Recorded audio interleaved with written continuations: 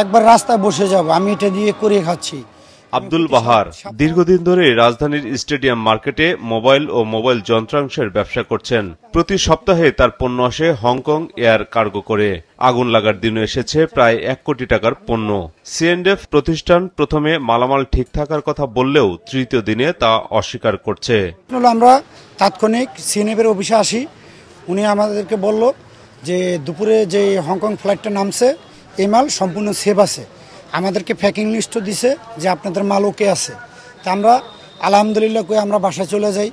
চলে যাওয়ার পরে কালকে সারাদিন ও রবিবার গেছে, কালকে সোমবার গেছে, কালকে 7টা বাজে আমাদেরকে ফোন দিছে যে আপনাদের মালও নাই, সব শেষ।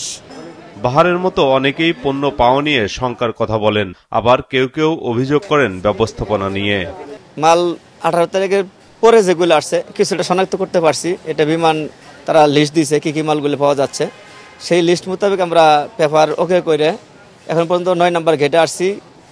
এই 9 নম্বর গেট থেকে 8 নম্বর গেট, ওখান থেকে কাস্টম হাউস, দূরত্ব প্রায় 2.5-3 কিলোমিটার।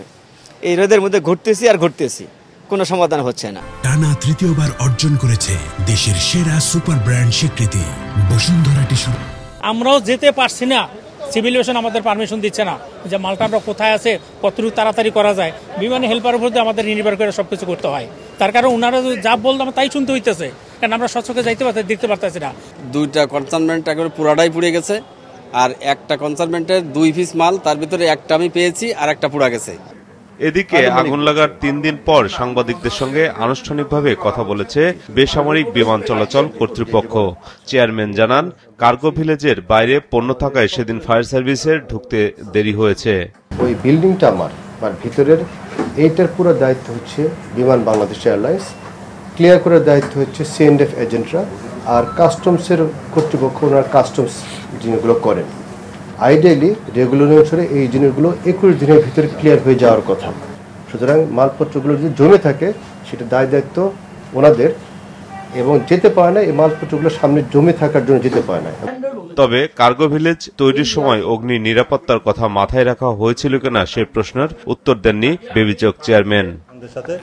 এদিকে দুপুরে তেজগাঁওয়ে ঔষধ শিল্প সমিতির পক্ষ থেকে সংবাদ সম্মেলনে জানানো হয়, বিমানবন্দরের আগুনে দেশের 45টি প্রতিষ্ঠানের প্রায় 200 কোটি টাকার কাঁচামাল পুড়েছে। ভ্যাট ও অন্যান্য খরচ যোগ করলে যার পরিমাণ দাঁড়াবে 250 থেকে 300 কোটি টাকা।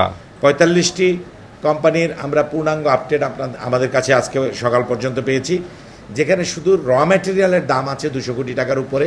এরপর আবার এটার কিন্তু আমরা এআইটি ভ্যাট এগুলো অলরেডি পে করেছি, যেটা হিসাব করলে এটা 250 থেকে 300 কোটি টাকার পর্যায়ে চলে যাবে।